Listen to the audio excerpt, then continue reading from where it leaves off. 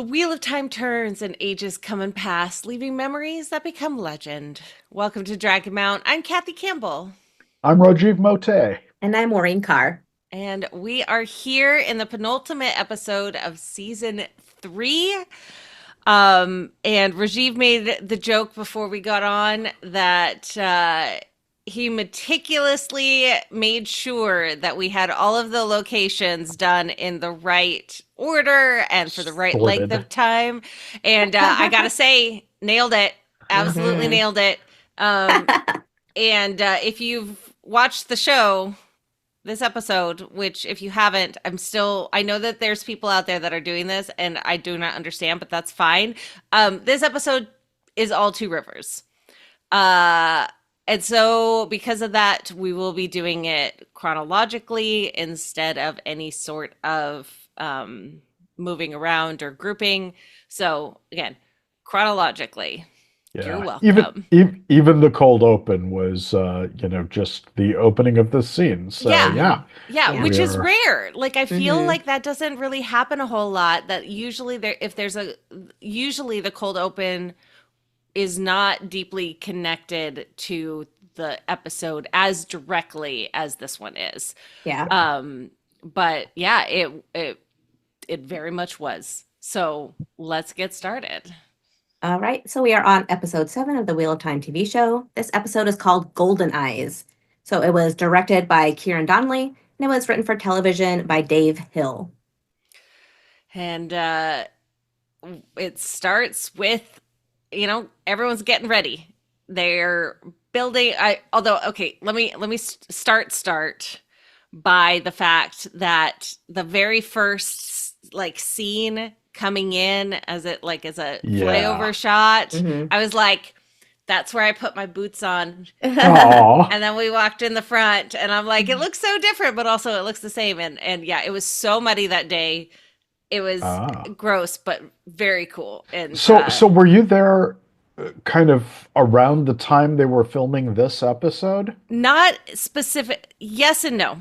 Okay. So in when we got there, it was they had I believe, and I don't know exactly the dates, but they had been filming at least to the point that the fence was put up around the outside. Aha. Okay. mm Yeah. So we saw it with the outside fence. We didn't see any of the other like stanchions of wood Yeah. things around, but the big fence was there with a big sign Okay. that said "Do not film." This is a spoiler, like mm big, like bright signs that made sure, like, hey, don't talk about this. Obviously, myself and the rest of the content creators knew, and we were like, "Woo!" Yep. You know, Yep. the Two Rivers fight. But yeah, so I'm not sure when in this period, but it was definitely before they had finished filming it Okay. because everything was still standing and they hadn't Yeah. taken it down yet. Yeah. Yeah.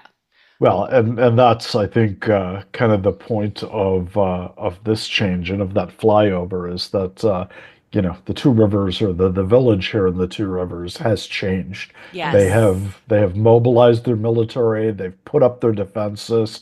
Really, it gave me vibes of the episodes in The Walking Dead when they're fortifying camp and everything, and of course everything goes to hell.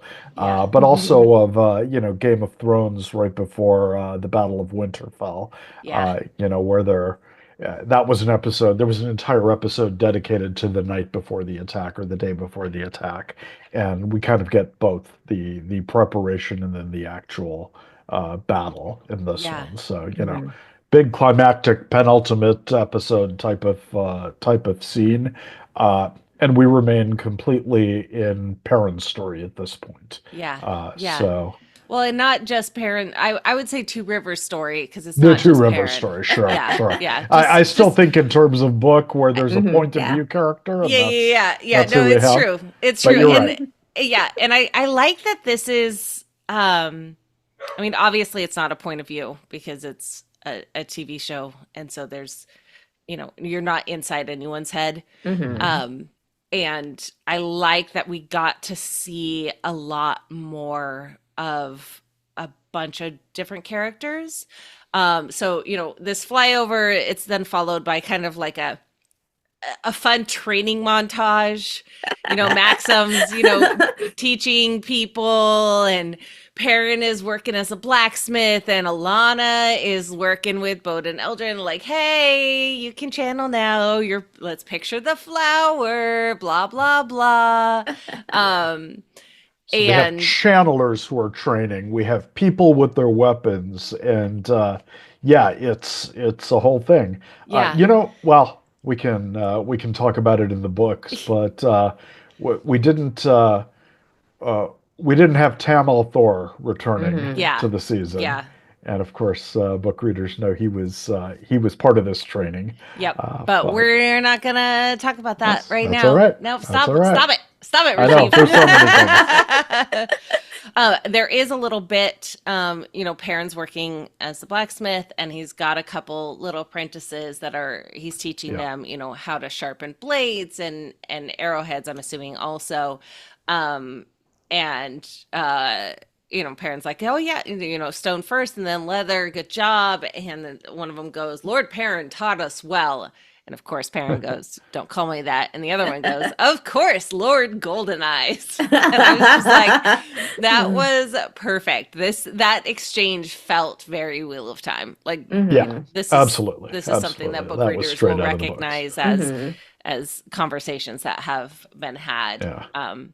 So that was neat. And then, the alarm sounds. Ding, ding, ding. The Trollocs are coming Yeah. in their wagons. And yeah, Perrin's like, wait, Wait a what? minute. But I do like that they kind of have this little bit with the alarm. It's one more thing of, they knew they needed to step up security, and part of that includes, well, let's, I guess we'll get the, alarm going and make sure, we have people watching, find out that Trollocs in their wagons, but no, it's not. It's not the Trollocs. It's the Tuatha to which The Perrin. opposite of Trollocs. Yeah, the exact opposite. Trollocs only exist to kill and maim and eat their bodies, and the Tuatha will not eat meat. As an exchange comes in the future. But either way, Perrin gives them the traditional Tinker welcome, and then recognizes Aram and Ilya, who, of course, he traveled with before. And he's so happy to see them. There is a little bit where Ilya recognizes that Perrin is holding the axe, and you can see her kind of like, Mhm. Yeah. So Okay. recalling from season one, Perrin was listening to them about their Hmm. beliefs of pacifism, the way of the leaf, and she was definitely hoping to convert him to that, and that was a source of tension. He didn't pick up his weapon immediately when Fane at the in season two, or was it season one? I Sorry, think yeah, Yeah. season one, when yeah. Fane came and did violence, Hmm. and Perrin wasn't quick to grab his weapon, and bad things happened as a result. So, yeah, there was this tension that's gone now for two seasons, Yeah. and now Ela sees Perrin and kind of notes that we didn't get him, uh, Yes. we Yeah. didn't bring him around. Uh, Uh, and we learn that Grandfather Rain was killed yeah, by Trollocs a few miles out, and what this also does, along with the rest of the Two River, like folks living around the Two Rivers that are escaping from where they live from, Perrin is able to kind of tell, oh, this is not just a couple Trollocs. Like, there's so many refugees that are here that there's no way it's just a yeah. handful. Like, Yeah. it's just not possible. So it's not just the Tuathon coming in, but wagons from all over the districts, people from all over the two rivers are coming here. Word has spread Hmm. Perrin told him, don't go out to your farms, stay here. This together we stand. Yep. They can't, we have a chance that way. Yeah. Yes. Um, Yes. I will say that one of the things I liked here that they did, which I love this trope whenever it comes up, and you can't get it unless you have a few seasons behind you or a couple of seasons, is that Perrin greets them, like you said, Kathy, with the Mhm. traditional "we welcome you to our fires" and so on. Uh, he has learned something about a different culture. And, he is the spokesman of this village here, and he's a worldly guy now. He can he Yes. can greet people in their using their traditions Mhm. and welcome them in. And I love that. It's just a Mhm. signal of growth that Yeah. this person Yeah. who went out in the world, kind of hay in his hair and wide-eyed and gaping, has learned things as he's gone along, and now he's fluent. He's a worldly Yeah. man, and I Yeah. loved seeing that. Mhm. Yeah. That is really neat. I like that that worldliness, but also the respect that he's Hmm. Yes. showing. Mhm. Just like Absolutely. if you know a different language, being able to greet somebody in that That's language. Mhm. exactly the kind Yep. of thing. Yeah. Yep. Mhm. Yeah. So Bane, Chiad, and Fail come running in, and I just have to say, Fail is so tiny compared to the two Yes. to the two maidens. Mhm. She really is a little pocket rocket, and it's Yeah. just Mhm. so cute. And all of the information that the three of them share, Perrin knows that the Trollocs will come tonight, and that's the cold open. And from that cold open, we move on. It's maybe like 10 minutes later. And all the Tinkers are sitting down at tables, and Marin comes over and brings some bowls. And it's like, oh, don't worry. Lord Perrin told us that you didn't eat meat. So I picked out all the bits for you. And I love Ilya's face is just kind of like, And then she looks over and Aram is starting to eat and she gives him the Mhm. look and he just is like, oh, Yeah. Yeah. Yeah. okay. And I'm just like, that is, it was perfect. It was absolutely perfect for a grandson in front of grandmother, that Mhm. level of respect. But also he's starving. They've had a long few days, Right. They have. Yeah. emotional. And so, yeah. Yeah. That's a connection I have because I have a fear of eating things with bones. And so if I see a bone in my meal, I can't eat it. And so it's Uh-huh. like, is there ever going to be an apocalyptic event where I'm going to have to eat a bone or something close to a bone? And I don't know if I can. So yeah, that resonated with me. Oh my gosh, that's funny. Uh, and so, Ilya is talking to Perrin and they're having this conversation of, you know, she has clearly seen that Perrin is no longer believing in the way of the light. And With the that leaf. Yeah. yeah, sorry, in the way of the leaf. I'm thinking of a quote that comes in the future. Mhm. Um, so Perrin is not following the way of the leaf, and that there is so much value in this. And Ilya is just trying to, hey, I thought you were one of us, and now clearly you're not. And Aram also disagrees that, like, hey, the is almost on Perrin's side, and Yeah. just like, Mhm. hey, there's a reason for this. Yeah. There's a space for both.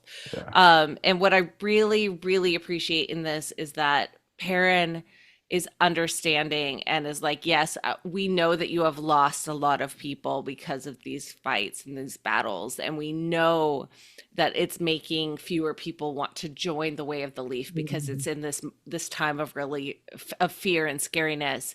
And then he goes, and maybe the season of falling leaves, but when people see the trees, they will hope for spring. Yeah. Which is a really interesting philosophical principle. It's Yeah. almost as if, and I think this was even when we looked at the history of the Aiel, that pacifism is a luxury almost for Mhm. people who live in a setting where peace is possible. Yeah. But when it's not possible, when peace isn't there, that is like a gift that is given by the warriors, the Yeah. defenders. Yeah, and there's this idea too that those that are having to battle and having to put all of these fights out are doing it in the hope of peace, in the Mhm. be able to allow for other people to enjoy Yeah. some peace. And so being able to have that wave the leaf in a world that maybe someday it will happen again. um and I thought that was really really awesome, especially Mhm. you're here's another piece of Perrin recognizing and acknowledging the culture Yeah. Yeah. that he Yeah. has been made aware of. Yeah. And I think, what we're going to see in this episode is that Perrin really has synthesized the two. Mm, There's fighting isn't just a lifestyle. There's a reason you fight, and there's a reason you stop fighting. yeah. Mhm. And sometimes the cultures of violence don't allow you to, make that switch. So what do you do? It Yeah. becomes an act of will. It's not just kind of this is the way we are, this is the way we always are.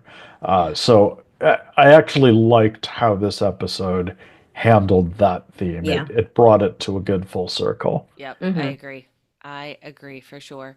And now we have, the comic relief come in. This is not the first time, or this is the first time this episode that comic relief comes in, but it won't be the last. And it's specifically the Bane and Chiad and Loyal Mhm. combination, Yeah. which this episode is just like really building that up. And obviously it's partially to make it even more sad when Loyal will die. These are layers that Rafe and team, they know what they're doing, and they're doing it really well, because Mhm. if you don't see it coming, like retroactively you recognize it, but I didn't Yeah. obviously didn't see it coming. Yeah. And we'll talk Me about neither. that in the Mhm. book section a little Yeah. bit. None of the book readers saw that coming. No, no. But this little comic relief, they think Aram is handsome, but like they then do some maiden hand talk about kind of what is, I don't know what it means exactly, but like someone wants to do something to someone and Loyal is like, whoa, I don't think he would like that. And it's like, and Bane or Chiad, I don't know which one is which, and I'm so sorry. Um, was like, don't worry, no Aiel would dirty herself with the lost one. And so, And then they both spit. I mean, Yeah. there's utter contempt, Mhm. cultural contempt there. yes. Even though we know the history, and Yeah, boy, they and came from the same viewers, place. yeah, viewers know too, Yeah. because we all saw it in episode Mhm. 4. And so now there's a little bit more understanding to everyone on Yeah. like why the Aiel don't really like the Tuathanon from Yeah. a cultural standpoint, because Mhm. obviously these maidens, they're not wise ones. They don't Yeah. know the truth. Mhm. Yeah.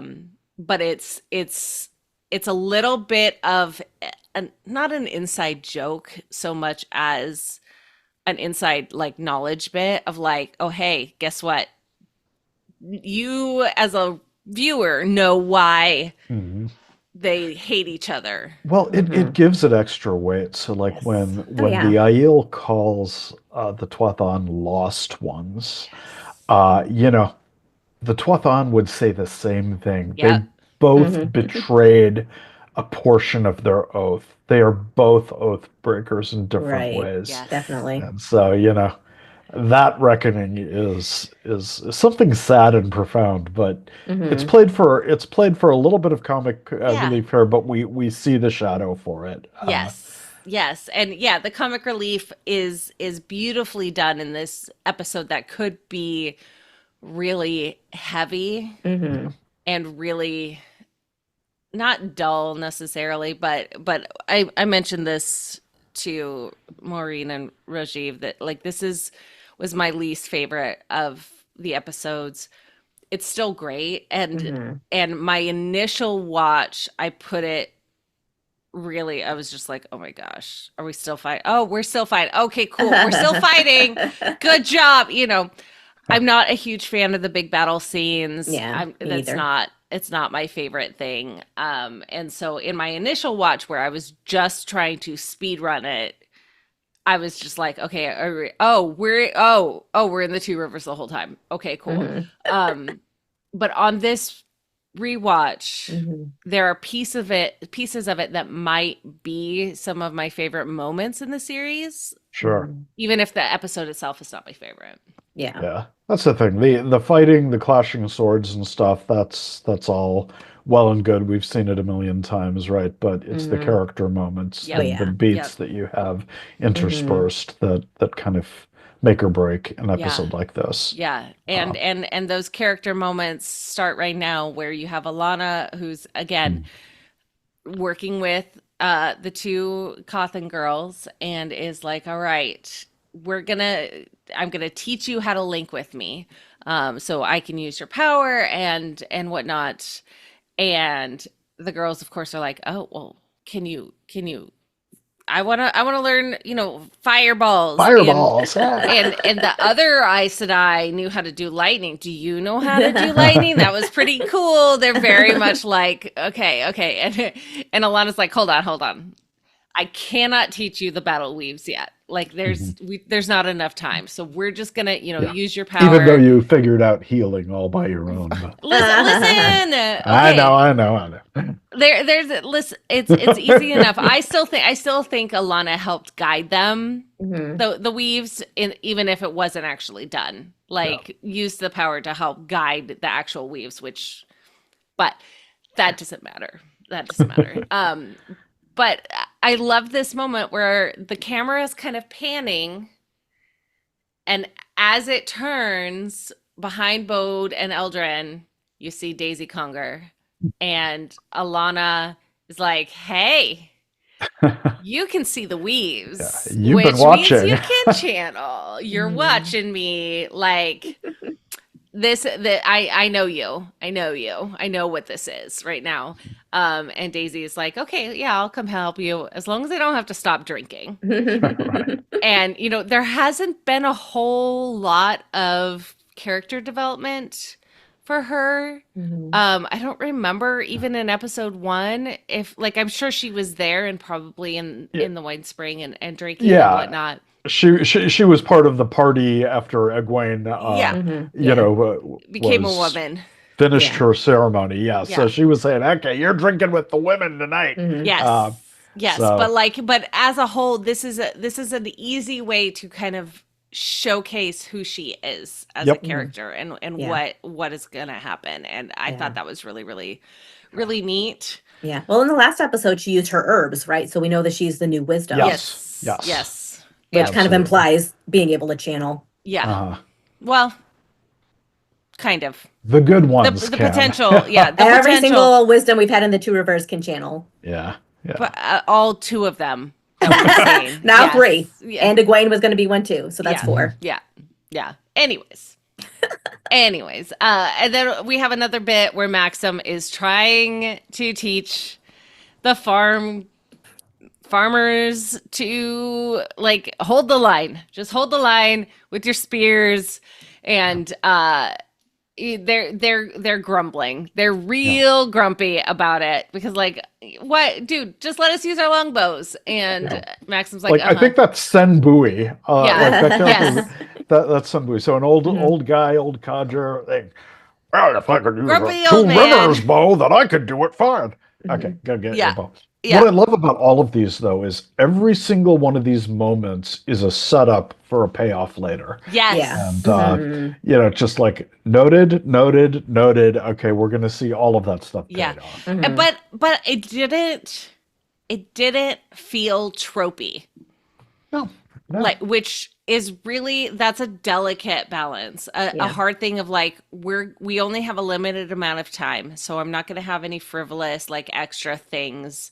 We're showing what we need to show to keep the story moving on, to build up for this payoff without having it be like, oh, hey, did you notice they want to use longbows? Like that's not kind Yeah. of how I they're mean, going. it's more just like, that's how when spinning a narrative, you get a sense of completion and closure. You sort Yes. of open uh, a little question and you find a way to close it. And you have Daisy saying, "Well, okay, I'll join you if I don't have to drink." You have the girls try to, they want to They weave want to do fireballs and fireballs. Yeah. lightning, and then you have old Sen saying, "We'd do a lot better if we had longbows," and Maxim just kind of like rolls his eyes and says, "Yeah, whatever." Yeah. Uh,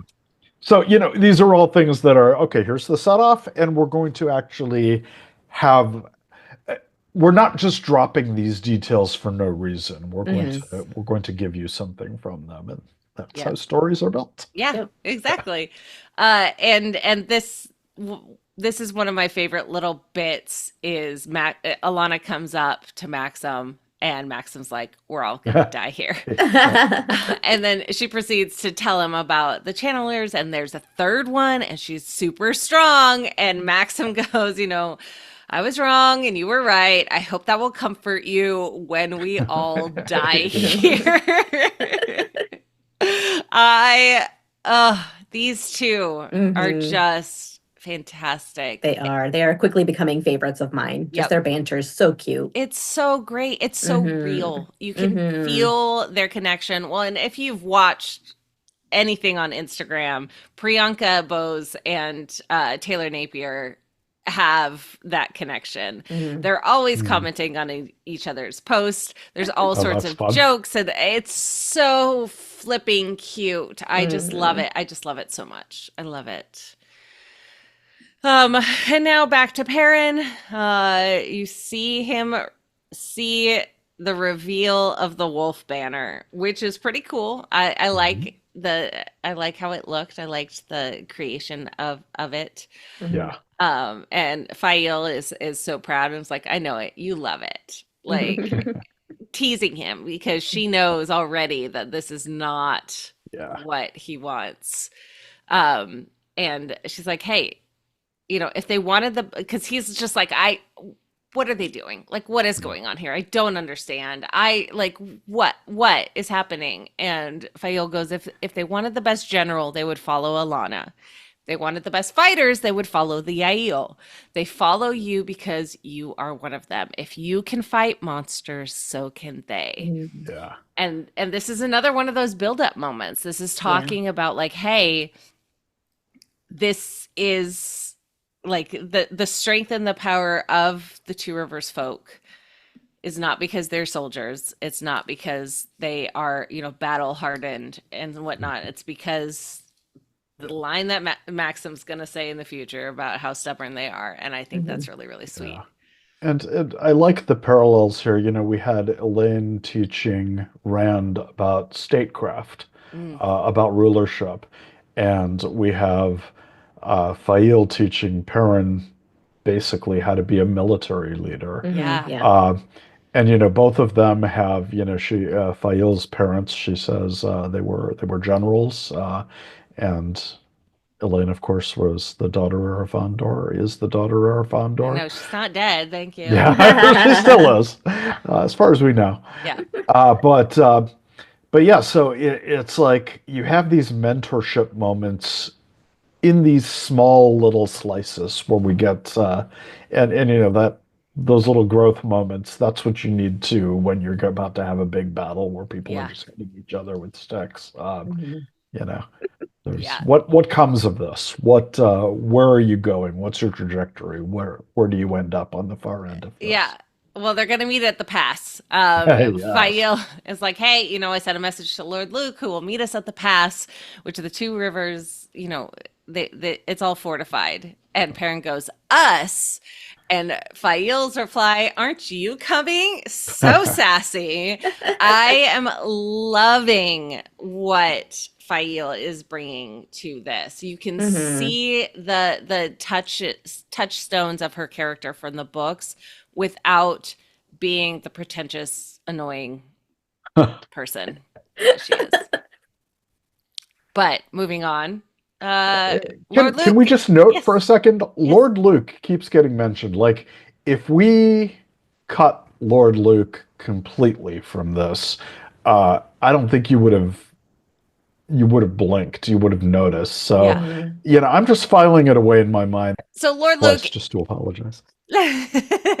Lord Luke is going to be kind of the mediator between Dane and the Two Rivers.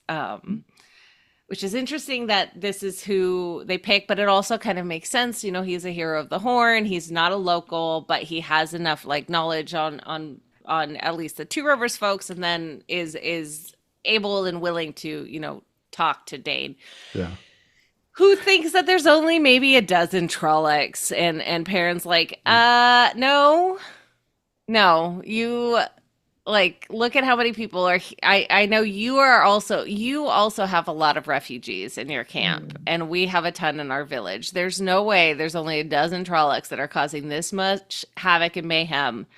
Like there's just no way. Like that's not it's not possible. And Dane's like, yeah, sure. Okay. And Perrin wants the White Cloaks to join them in the fight. And Dane's not really feeling it. Was like, hey, dude, you killed my father, so I don't want to work with you. And Perrin's like, I am sorry, I truly am. And Dane starts walking away, and Perrin goes, but are you sorry for Natty Cawthon? She died for your grief like your father died for mine. Where Mhm. does this all stop? You've Yeah. betrayed everything you claim to stand for and what your father stood for. Fight for the Two Rivers because it's the right thing to do.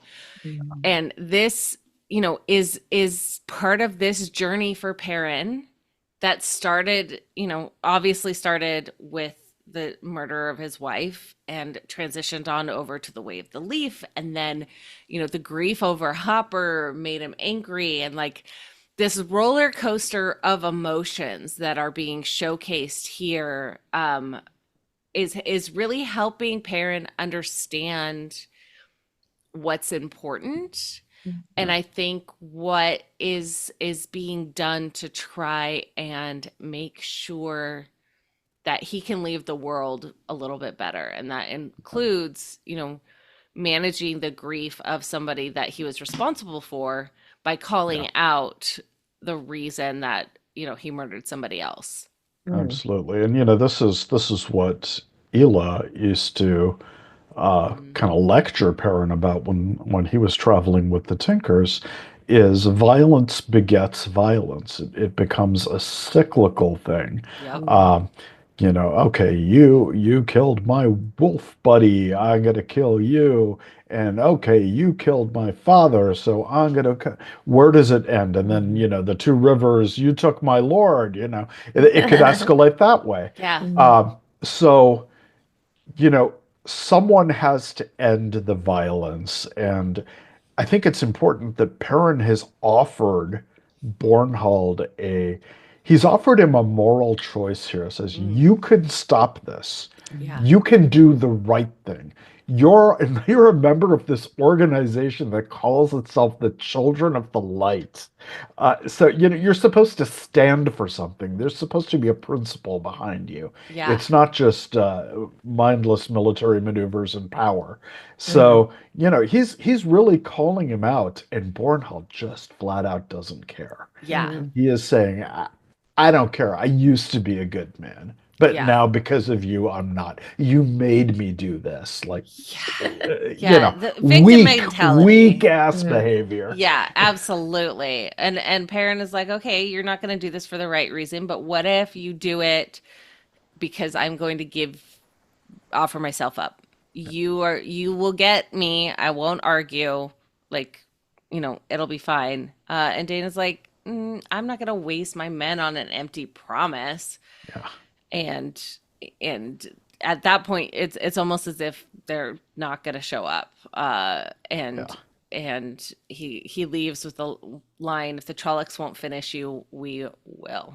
yeah. And it's like, okay, cool. We know where he stands. You know, if we knew more about the Children of the Light in the show, or at least what they purported to stand for, we've only seen them as villains really in the show and really in the books too. But uh, if they truly were these warriors of righteousness, uh, this would seem like one of those moments very similar to kind of the splintering of the Aiel and the Tuatha, where Mm, they walked away from their from honor. principles.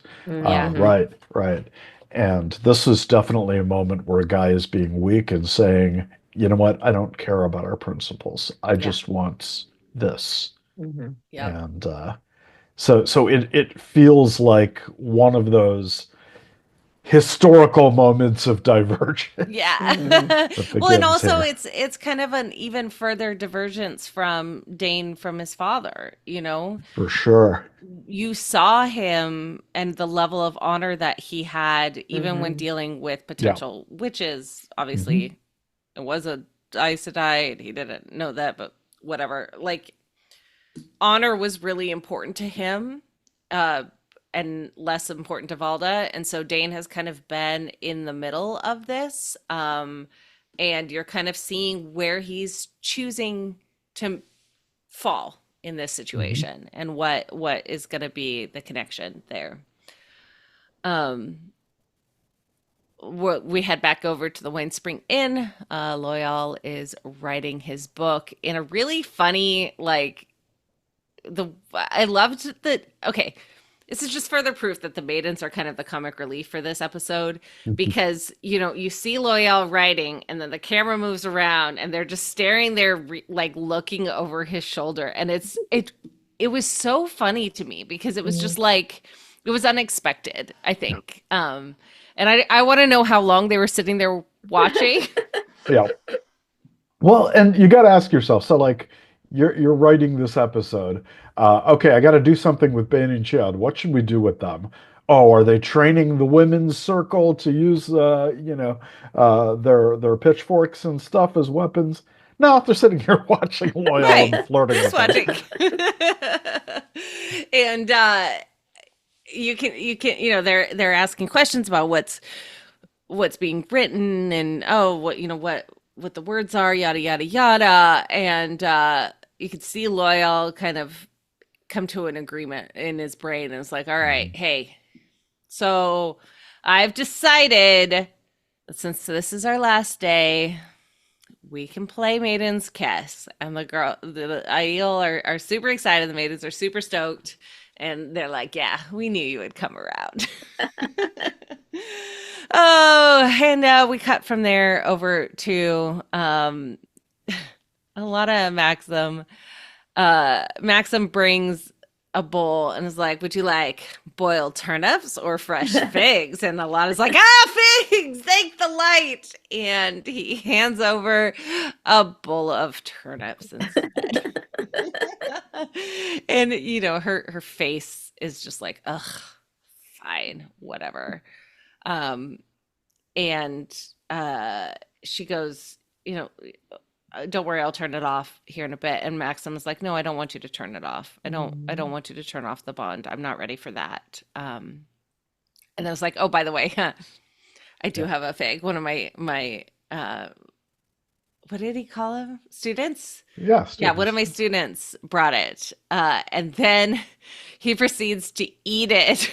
And it's Yeah. just like, can you feel it through the bond? How much I'm enjoying it? Ha ha But you know what? It's a joke and it's teasing, but it's also very sensual. Hmm. Oh, It's an absolutely. invitation. It's an invitation to like feel me through this bond. Yeah, You know, play with me again. Like be close let's to me. Yeah. yeah. Yeah. Yeah. And so he finishes off the fig and they start kissing and at one point like it was tentative. It felt, not unsure because obviously they had slept together before many, many times, but there was only two of them. And so it was you could tell it was a little hesitant. It was a little off from Yeah. normal. And at one point Alana comes up and like bites his ear and is like, you like that, don't you? And Maxim goes, no, that's what he used to do. You and I are making something new. Yeah. And I think this is that point of working through that grief. Mhm. You know, you're still honoring and respecting your loved ones, but you know that it's past, like it's time to continue on. Like Yeah. if you want this relationship to continue, and if you want to be able to, not drown in each other's grief or silence or whatever, you have to try and figure out how to live and how to continue to live. And I Mhm. think, this is continuing on that really wonderful conversation of grief in this season, that Yeah. I just really appreciate and I really love. Mhm. Yeah. And when we saw Perrin kind of come to terms with his grief last episode when Fael was like, "You're dishonoring her by mourning so long." So that kind of grief came to a closure. And so now seeing it with Ivan, no, not Ivan, sorry, Maxim and Alana, their grief is slowly starting to come together. And I don't remember who else was grieving. Everybody. Okay, Leandrin.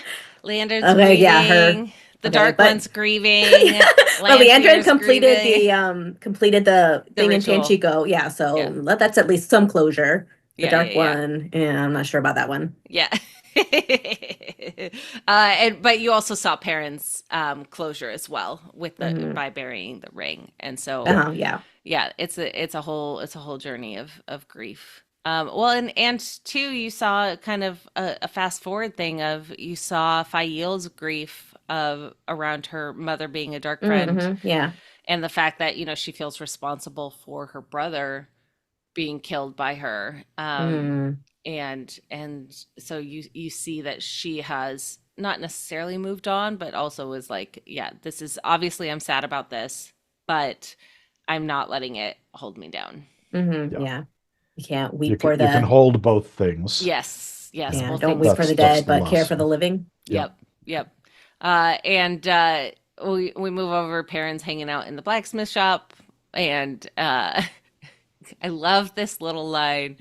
If you're trying to sneak up on someone, you should take those knives out of your sleeves. This is just a little reminder of how good parents' hearing is, because there wasn't the sound of it. Like I didn't hear it when I was listening, like in the actual show. Like normally, Hmm. Yeah, I couldn't hear you it. hear things, Yeah. but we didn't hear it.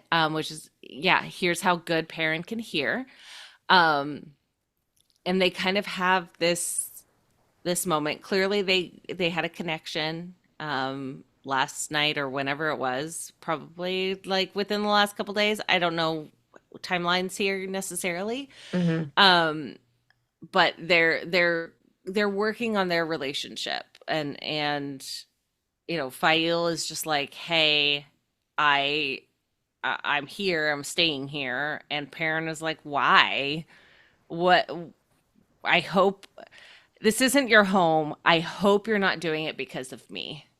Um, Well, he says he's not assuming that yeah, it's yeah, her, and she likes that. yeah. Hmm. A lot of men would assume that, but Hmm. no. Yes, and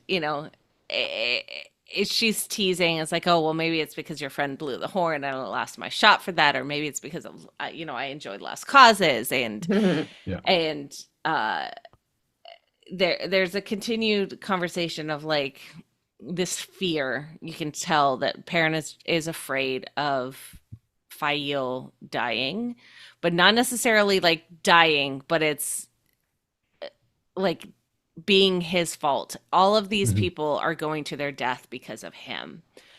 And And she skewers him on that right then. Hmm. She said, "You yes. you think you're gonna kill me like you killed your wife?" And that just And throws him Perrin into a blows rage. up. Yeah, Yeah. he like, "Ooh," and Fael stands right back up to it. And is like, "Hey, we deserve respect before battle and honor after it. Like, don't Yeah. let your guilt and your fear ruin what all of Yeah. these people are doing." Yeah. And Uh, her point is that it's infantilizing to take responsibility for another adult's, condition. I chose this. This is Hmm. me, Right. and I get to have the glory of that of that choice, and I get to, uh, if I die, I'm mourned for it, Hmm. and yeah. I'm celebrated for having done that. Don't take that Yes. away from me. You are not responsible for me. Hmm. Uh, Yes. Yeah. That is And the lesson he needs to learn. yep. Yep.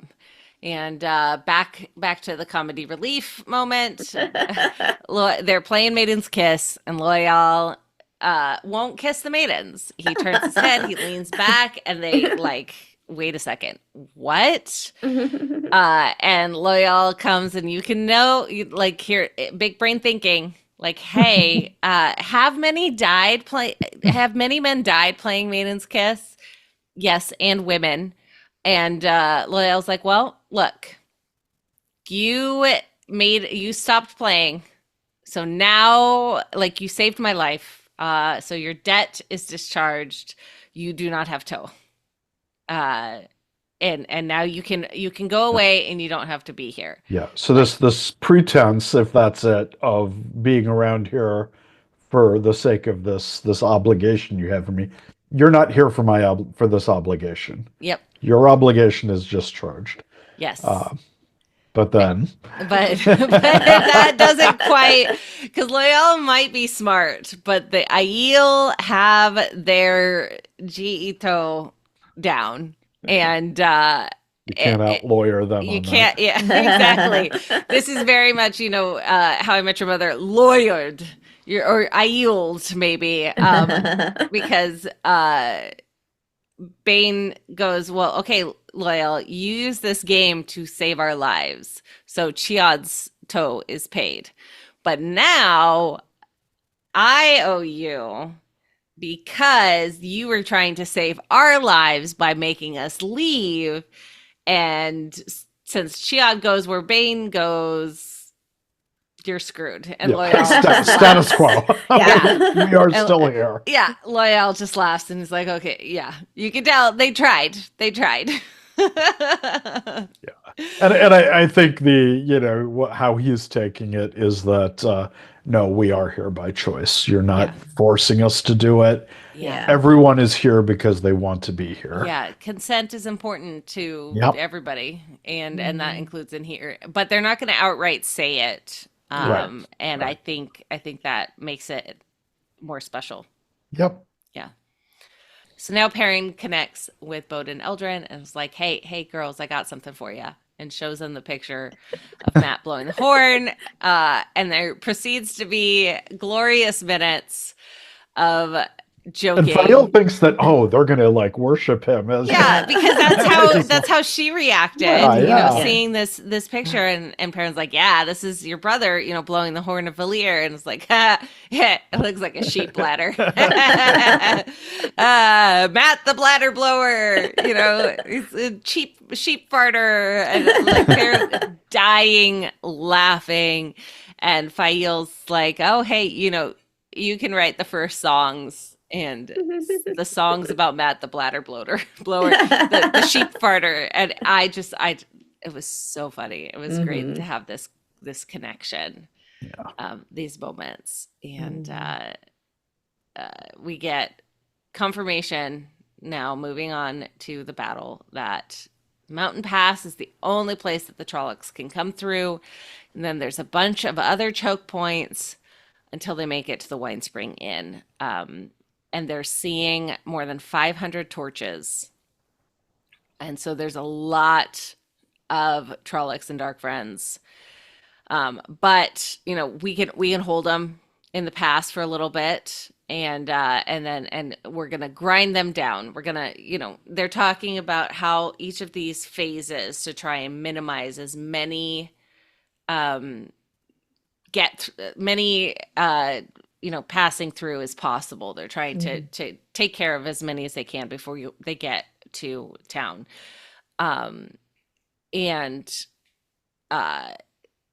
They're like, okay, let's talk about the next plan. And Perrin goes to talk to the Tuatha, and it's like, okay. And Ilya is like, I am not helping you fight. And Perrin's like, I would not ask you to do so. And it's like, look, we want you to take our children. At the last time there was a battle, we had some secret passages built into the mountains so that we can get away. So like people can get away. And he goes, no one can run as fast as a Tuatha. To which the maidens, continuing their comic relief, do that a hilarious cough. Sure, sure. And you can kind of see the parents' little smile, and it's really sweet because then Ilya follows up with, there is no leaf without the sea. We would be honored.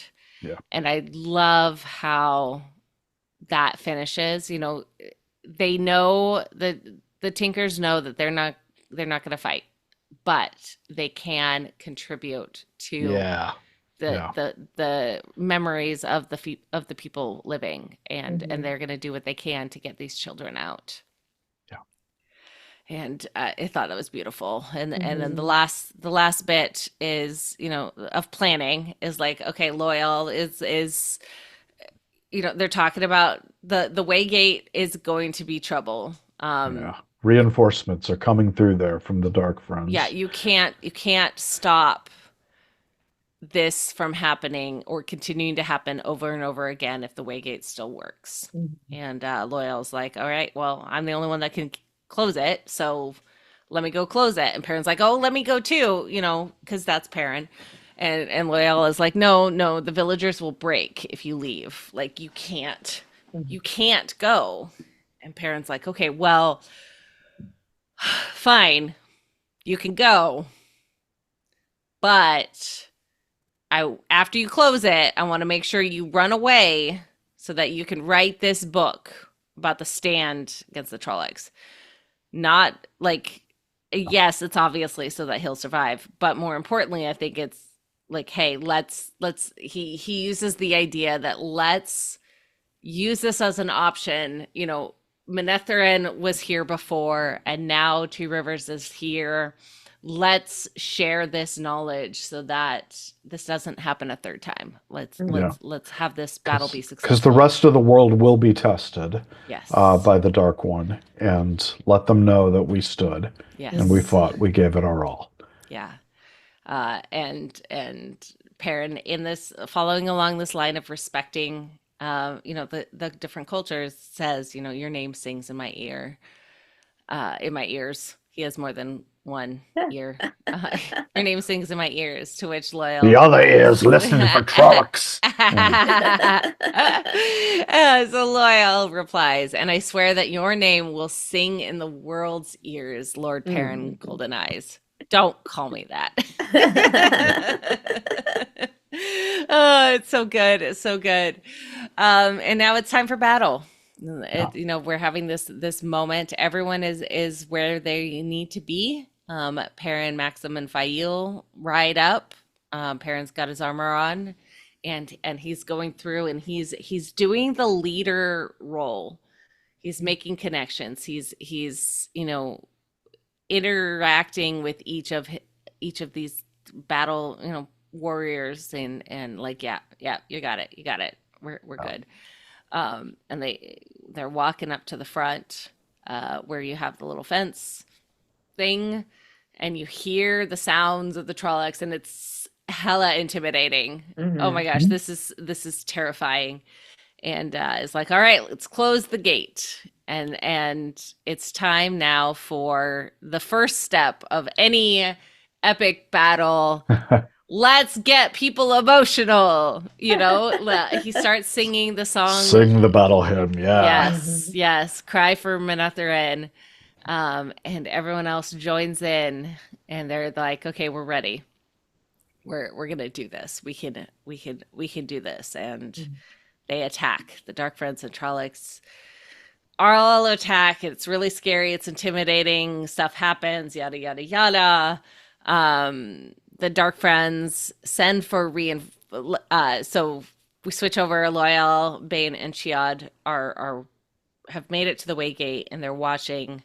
They can hear that, like, hey, we have orders. We need reinforcements. Like, send for reinforcements. And Loyal, Bane, and Chiad are like, nah, we're not gonna wait. Let's take care of that. And they start running.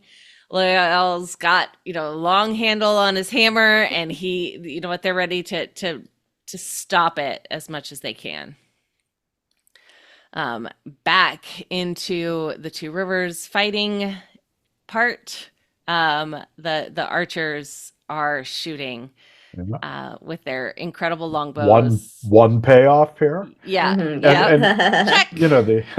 the background here, of course, is that longbows were quite the innovation back when they were invented in real life. I mean, an arrow can puncture armor, and it takes a lot of strength to draw. Yeah. But if you can use a longbow, you can stop a charging knight on a horse. Yeah, and So and you can stop a Trolloc from climbing over a fence. damn straight. Yep. And Maxim is definitely impressed and is like, okay, Mhm. yep, this was an acceptable option, and they're holding the line, and it is starting to fall a little bit. More and more people are getting close, and Perrin is like, okay, it kind of comes up and does a little, yo, it's time, let's go.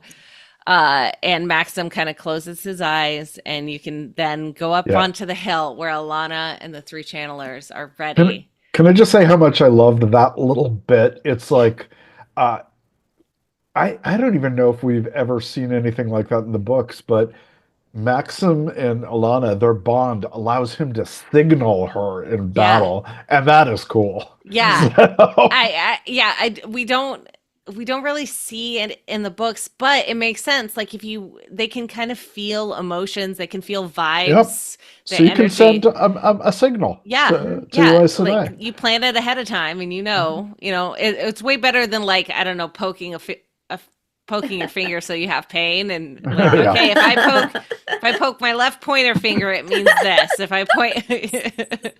right. But Alana and the three channelers link up and they do this most epic of like attacks.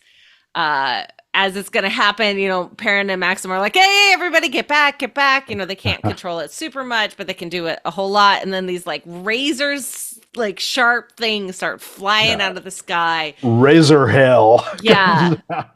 It's so, can you imagine how terrifying that would be? Like you don't even know where this is coming from. And then it ends with Maxim going, okay, she's gonna be insufferable now Yeah. because it And worked so and well. remember Bode and Eldrin going, this is much cooler than Right? lightning. So payoff number two, Yeah, it's Mhm. so good that Daisy even throws away her payoff flask. number three. Payoff number three. So there are no more Trollocs there, and they head back to the Two Rivers. And Alana is like, hey, you know what?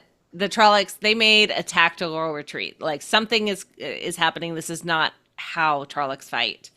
Yeah. Um, as they're coming down the mountain, and Perrin is like, wait a second, he hears something, and a gigantic like tree arrow shoots through Alana. Um, and obviously this is sucks. Maxim feels it. Um, with the Two Rivers folk. How many And times are we gonna think Alana is gonna die because she's pierced through the torso? listen, Battleaja, baby. They're used to it. They're Yeah. used to Hell it. yeah. Yeah. So everyone helps get Alana into the village, the walls, as Daisy does the screaming shield that we have seen Nynaeve do. Mhm. And you can see like the power in this, like the anger, the rage, and the holes that come into the shield, and it's not going to last very long. And then she dies by another gigantic arrow. You know, That sucked. I was so rooting for her, Mhm. Daisy Conger, yeah, Yeah. but I know. Like there was like so much strength in this, so much power for her to be able to be willing to do this, to come in it and do it, and then she dies. But yeah. she dies protecting the way that a wisdom does, you Right, know? exactly. Mhm. Goes out like a boss, as the Yeah. kids say. Mhm. Yeah, just a badass. Mhm. Like if she had managed to go to the tower and become Aes Sedai, she would absolutely have been Great Well, Nasha. that's what I was thinking is like there is some alternate future here where Yeah. she rises to great power because, she's got the stuff. Mhm. Yeah. Um, but alas, that is not this world. Yeah. So Maxim it manages to pull it together and connects with the two rivers because they're terrified. Yeah, There's no Aes Sedai now. Mhm.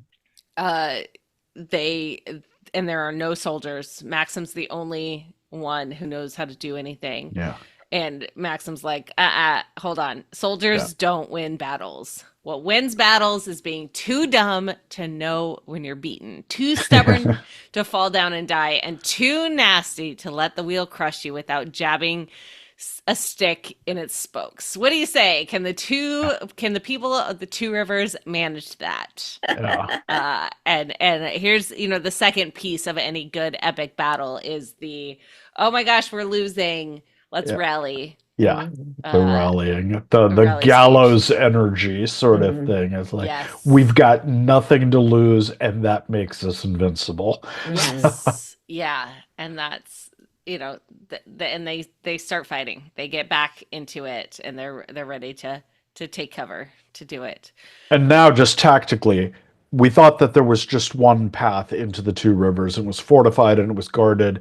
But what we saw in the attack on Alana and on Daisy was that they're coming in through another route. They're coming in, Yeah. uh, Over the from the mountains. side. Yeah, over Yeah, the mountain. at the very least, a couple archers Yeah. have made it, which makes sense that Fane would be responsible for this. Like he knows Someone is dictating tactics. Yeah. Trollocs don't have tactics. Yeah, they just don't have go Trellix. straight They on. just attack. So Yeah. So Loyal and the maidens are fighting, and they finally, kill all of the dark friends and Trollocs that show up, including a very impressive like finish him move that Loyal does. You can see Oh, the God, maidens are yeah. impressed. Mhm. well, and he's going through these guys, and he's like they're flying. Like the human dark friends are just like they're Mhm. being tossed up into the air, and Yes. then the Trollocs are being crunched, and he's a force of nature here for sure. Yeah. Yeah. Um, Uh and the maidens are how can we close it if it isn't open? And then Loyal holds up the little leaf and an Avendosora, and then starts to reach for it. And the other maiden goes, Always. "You always touching." Again, throwing out the comic relief. It's Mhm. so good. It's just the right amount of relief. Yeah. Like just yeah. So Loyal can close it, and is then, since it can only be permanently closed from the other side, I'll have to do it, and then very formally requests that Bane and Chiad will defend his back while he's in the Yeah. White Gate, to which of course they both are like, well, obviously, Yeah. this level of respect and like, okay, yep, they're honoring each other in each other's, cultures, Yeah. which is really special, keeping that moving on. Yeah. Um, We are all here because we have chosen to be here, Yep. and we're going to do what we can do. Yes. We're going to support each other in this mission, even though if it means Yep. we're all going to get massacred. Yeah. And speaking of getting massacred, Maxim brings the remaining Two Rivers folks, because there was no way they could hold the pass without the Aes Sedai. Bode and Eldrin are trying to heal Alana again, but of course they're really stressed out and they can't find the source. And even in these phases of dying and Alana's in so much pain. She's still teaching. She's still the Yep. teacher. You've done so much today. I'm so proud of you. And it's just, she's still making sure that they are not feeling like failures in ways that I'm For sure that they sure. would. And I think that is so, that is very Grenache in my mind. Mhm. This is what the battle generals and warriors do. They even if they're dying, they're still going to take care of their people. Yep. Yeah. And then in come the White Cloaks and Lord Luke. Ah, hooray, we're saved. And Perrin's like, "Oh, you came." And Dane is like, "Yeah, it was the right thing to do." And so they're really happy until Fane shows up, and Perrin's like, "Ah, shit. This is Mhm. not, that's not, he's a dark friend. Hey, you guys, he's a dark friend." And Fane basically just starts being the chaos monster that he Yeah. is, and is just gonna completely Yeah, and that's when all the destroy. Trollocs start swarming the walls, Yeah. and significantly, Dane yells, "I didn't know." It's like, Yes. oh yeah, I brought him in here, but I didn't know, man. Yeah. Yeah. I'm I was blinded by sorry. my rage.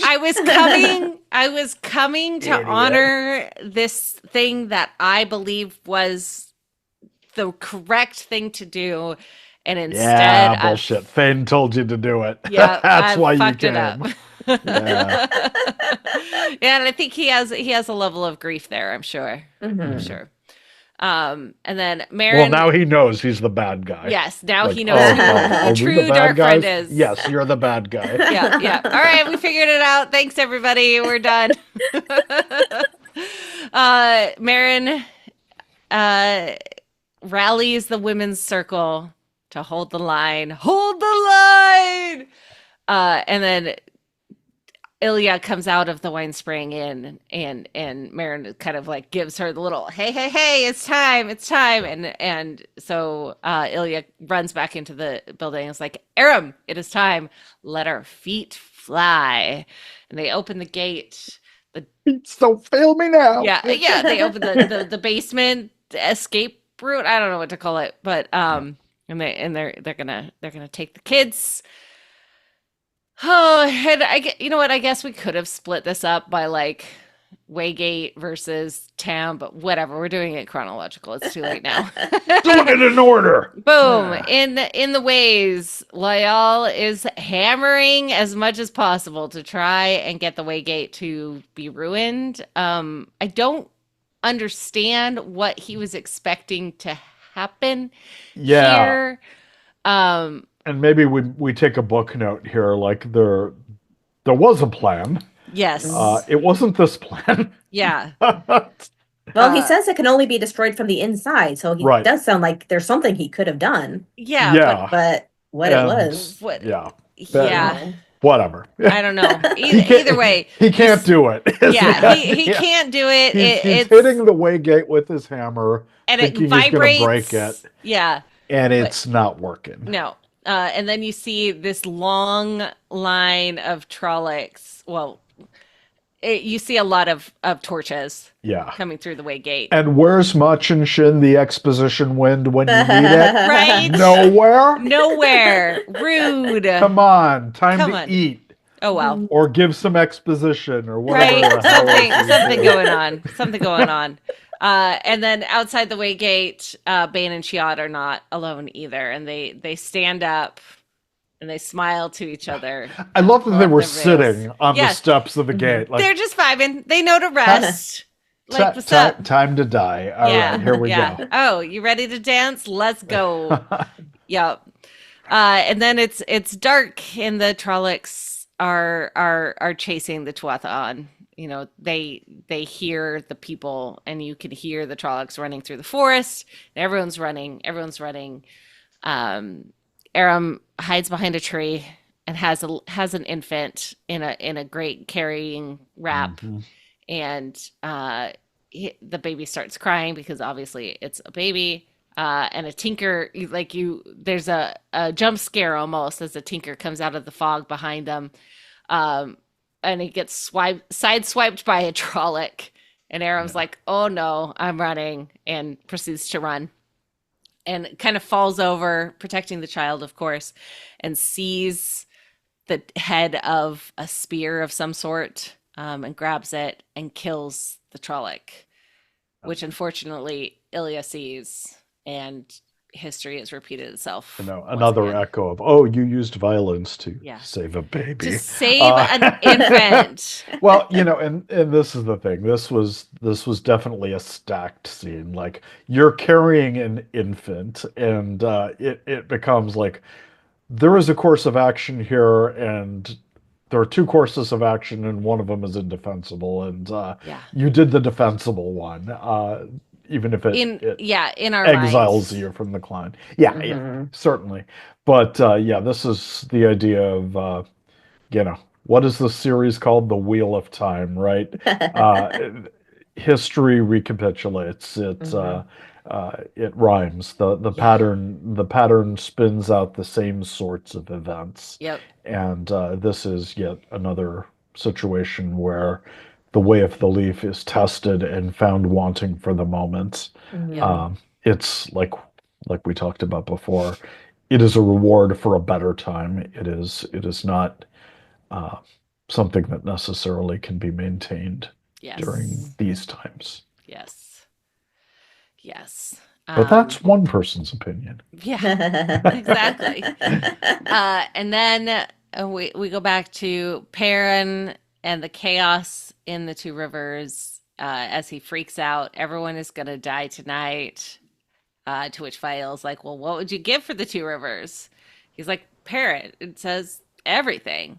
Okay, Fael, then show them. Yeah. Like, suck it up. Let's go. Again, a little bit of leadership training in the battlefield. Yeah. She knows the score.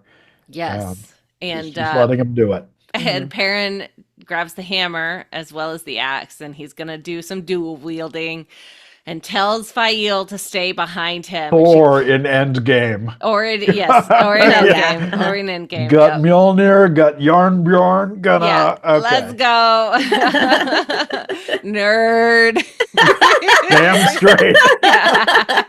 But and Perrin was modeled after Thor, so it makes sense. Completely appropriate. Yeah. And he tells Fael to stay behind him, to which he goes, stop trying to protect me. And he goes, no, I want you to make sure you kill the ones I miss. And there's this level and she's of got trust. this grin on her face, like, okay. So happy. We're here.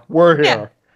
And that's, I love their battle dynamics. He is wading in, just, laying waste, and she's like darting and rolling and springing up and killing, everybody he misses. Yes. So it's like, they're a team. They're this crazy, unholy duo of violence that is kind of tender and loving. Yeah, well, definitely. It leans into this relationship, and we'll talk about it in the book spoilers for sure.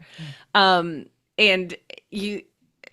Perrin's shouting, hold the square, like, well, let's get this. And the women's circle is like, yeah, let's do it. And they're just kicking so much butt, to which Fael is like, yeah, we like your women's circle. She's finding her people. Yeah, she is. And speaking of finding people, Valda finds Alana, who's with the two girls, and is like, hey, children, you need to step aside. To which they're like, nah, not gonna do that. You killed our mom, and we're going to completely burn. You want to learn some battle weaves? Let me show you what my heart says, and that's gonna. Oh, look, I found the source again. Yes, I found the source. I'm real angry now, and we're gonna make you burn to death. And Alana's laugh, was so good. It was beautiful. It was so we get some catharsis here, which is good. And especially because Valda's like, he's learning that they were the ones that did it, not Natty. And sucks to be him. But also don't be a jerk. So Also serves him right for like going Yeah. after the wounded Aes Sedai, not the Right? Oh, Trollocs. yeah, So yeah. like, That's not honorable. come on, Yeah, dude. no, but we know he doesn't have any honor. This is not a Yeah. surprise. We know this guy's Mhm. Yep. getting what he deserves. Yes. So lots of fire, lots of things falling, lots of things burning. The women's circle is kicking butt, but so is Dane. Dane is also Yeah. he's fighting and has fully joined the fight. And there's this moment of almost like the angels singing as Perrin sees Fane and starts, getting over to Fane, who's just laughing, ha ha ha. Except, and this is another Because one of I've got my Trollocs right. in This the is way. another one of my favorite tropes. Yeah, is where the exactly. bad guy is laughing, and then here Yeah. comes the good, our And here's the avenging hero. hallway fight. Yeah. And then he's like, "Oh shit," and it starts to get scared and runs away. But don't worry, Perrin takes him out. Perrin throws a forge hammer at him.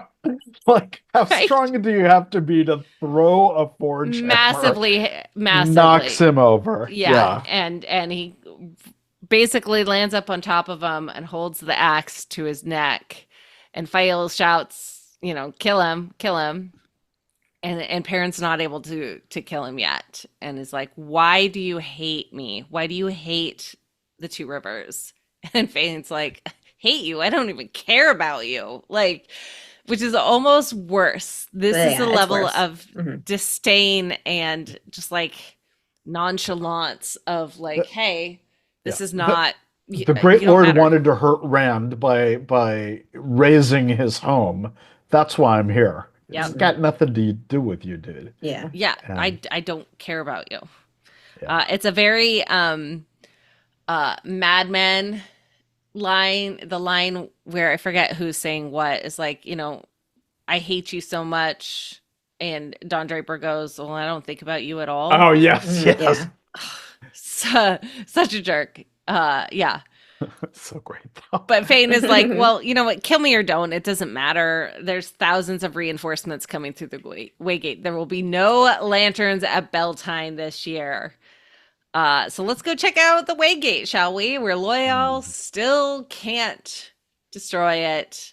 And he watches them coming closer, and he takes the hammer and swings it around and like smashes into the ground. And you start hearing this humming almost of the Manetheren song as the singing comes, and he just starts pounding the landing, and it starts to fall with Loyal just before the Trollocs reach there. Okay, can you make a note for book spoilers here? Yes. Because I have a hope. Yes, I have a whole thing. Okay, good. Yeah. We're perfectly on the same page. Yeah. Loyal Waygate. That's what my note is. Okay, good. Yeah, and it explodes just as Bane and Shiad go down. So thankfully that distracted them, I'm sure, so that they were able to then win. And you see this kind of like epic explosion happen over the walls of the Two Rivers, and Perrin's like, sounds like your reinforcements aren't coming. To which Fane replies, well, I have more than enough here. It's gonna be fine. And Perrin's like, you smell like fear. You smell like fear. And like, listen, look around. There's no other soldiers around here. It's all just farmers. And you are the only one who is afraid to die. Yeah. And Fane, of course, like tries to like, oh, hey, I got a deal. Let me give you money. Like, let me do this. And it's like, call off the army. You control them. You have been doing this the whole time. And I want you to run far and never return. Or you can, die here for nothing and no one. To which Fane says, and you trust me to keep that promise? And Perrin kind of, is like, no, but I trust that I will keep my end of the promise if you don't. To which Fane is just like, okay, and starts shouting in the dark tongue. And they all, what's amusing to me is that the Trollocs and Dark Friends all just kind of like, okay, bye, boss, and they just run away. There's no extra like, I'm gonna like, let me just kill this villager. before I Mhm. go. Like they're just immediately like, okay, cool, we're off. Yeah, yeah. Now, there are in some of the writer circles, there is a lot of critique about this trope of the hero will kill every single henchman up until the boss, Yes. and then Yeah. spare the boss. And it's like, wait, but what about all those henchmen? But Right. they They're were just all red shirts. They monsters, don't matter. so yeah, they were all bad. I think the difference here is that Perrin actually bought something with this. He bought a retreat, Yeah. um, that from a battle that probably he couldn't win. Right. Mhm. Um, so there was a reason for this, uh, Yeah. but it does follow that pattern of I'm going to kill every single person until this boss, and then I'm Yeah. going to say, no, I stay my hand because Yeah. I am far nobler than you. Yeah. But I think in this case it definitely it makes sense and it pays off in a way because they're even if Fane was dead and not able to kind of like manage the Trollocs and Dark Friends, they would still be fighting and who knows how many more people would die. And Yeah, they Mhm. were so being overrun, so Oh yeah. this saved lives. yeah, Mhm. especially because if Fane was like, yeah, I have enough here. That means that there's a lot of them in the area. And Mhm. so yeah, it could have been bad. But instead, we have victory. Everyone is cheering and they're excited. Fail comes up and grabs Perrin's beard and pulls him down, which was so freaking cute. I loved Mhm. it so much. Everyone's, super happy. Perrin finds the two boys that he had talked to at the Mhm. smithy, like, and is just calls him warrior. And it's just kind of this triumphant moment, but it's not over yet. We get to the next little scene, and it's basically the next day. Two Rivers, they're gonna rebuild. Obviously, Bode and Eldrin could find the source, so I'm assuming that's how they healed Alana. Um, and Maxim and Alana are kind of cuddling on the steps of the Wine Spring Inn, and the girls are like, "Okay, are you going to take us to the tower?" And Alana says, "No, the pattern has bigger plans for us. I think now that you've saved my life twice." It's like, okay, all right, I can't wait to see what that is, what that looks Mhm. like. Yeah. And then the Tuathaan are hanging out on their wagons, and Aram is clearly no longer welcome. He's Yeah. sitting kind of sad and dejected. And Marin comes up and says, mending pots and pans is how your people make a living. I have a feeling the Two Rivers will need a new blacksmith if you would like to stay. And so Aram is going to be welcomed into a family again, as thanks for the protection of the baby. Like, Yeah. yeah. And so he's gonna have a family again. Yeah. Yeah. And then we have this emotional bit where Bane and Chiad, have clearly told Perrin what happened with Loyal, and they come into the inn and they see the book and the pen and like, hey, Loyal left his book. He knew he was gonna die. Like Mhm. he wasn't gonna just leave it Right. for Mhm. not, and he chooses to open it, and you hear. Trope, dead guy voiceover. Yeah, yeah, which I love. It's such a good trope, though, especially with Hamed's voice. Yeah, it Mhm. always Yes. gets me Yeah, Mhm. too. the wheel turns and the red eagle of Manetheren becomes a wolf, and just this beautifully written thing. Somehow Loyal manages to write it without any drafts in pen right away, and it looks flawless and Hey, beautiful. But that's fine. he's that good. He's Mhm. Oh yeah, experienced. yeah. Yeah, he's written it all in his head. That's Mhm. right. And I liked the line, a man who took that role not because he wanted to lead, but because his people wanted to follow. Yeah. And that would have been a great place to end it. But instead, we've got Dane who comes to arrest Perrin, and the Two Rivers of people, of course, hey, no, this isn't going to happen. Fael throws in, I suppose you call yourself children because you can't count. Basically, there's more Two Yeah. Rivers folk than there are Children of the Light. And Perrin's like, no, we need to stop by. This is what I agreed to. And Fael, fights it, and he goes, it was your choice to fight, just like it's my choice to not. And So he's throwing her argument back at her. yep, Yeah. yep. And that violence never ends until someone says enough. And basically, he's saying enough. Yeah. And I loved that Ilya got to see it. Mm-hmm. That this was the moment, that For sure. Ilya, like, this is what this was meant to be. Yeah.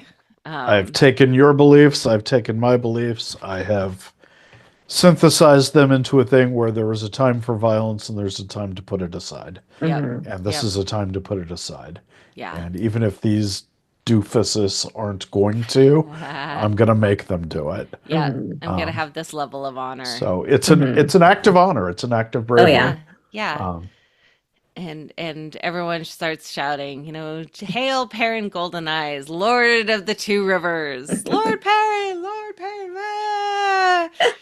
and an epic hero shot of Perrin, and that's the end of the episode. Yeah, and we've mentioned that Alana has survived. She's healed. Oh right? yeah, Yeah. yeah. Mhm. Yeah. Yep.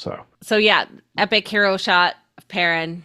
This episode that has concentrated on him is over, and like I said at the beginning, rewatching this episode made me appreciate it a lot more. Yes, it's a fighty episode, but it wasn't overly fighty.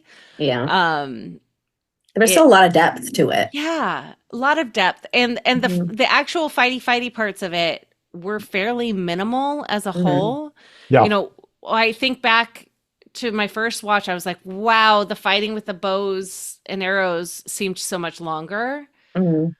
yeah, it really wasn't, and it the square really- was really the biggest fight scene. Yeah, and even then, it wasn't super long because they did cut in between, to look at Loyal and Mhm. that sort of thing. And I think that was really well done, well edited. And you still had this progression of emotional and character depths and points to it, which I think is really neat. Yeah. for sure. All right, shall we blow the spoiler horn of Valir?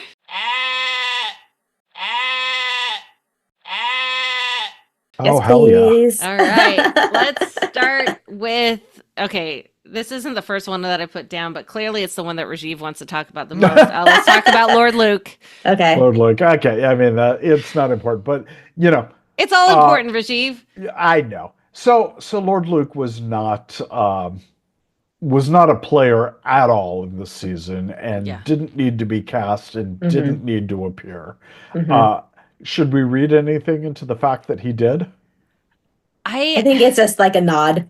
Yeah. Like, oh, I see you, readers. There's Lord Luke. Yeah. Okay. Yeah. Now You go know how spread this- your little conspiracy theories. Right. Unless it was, Well, I'm gonna spread them. Yeah. Yeah, I do could see. it. Do it, Rajiv. Yes, because I could easily see, it's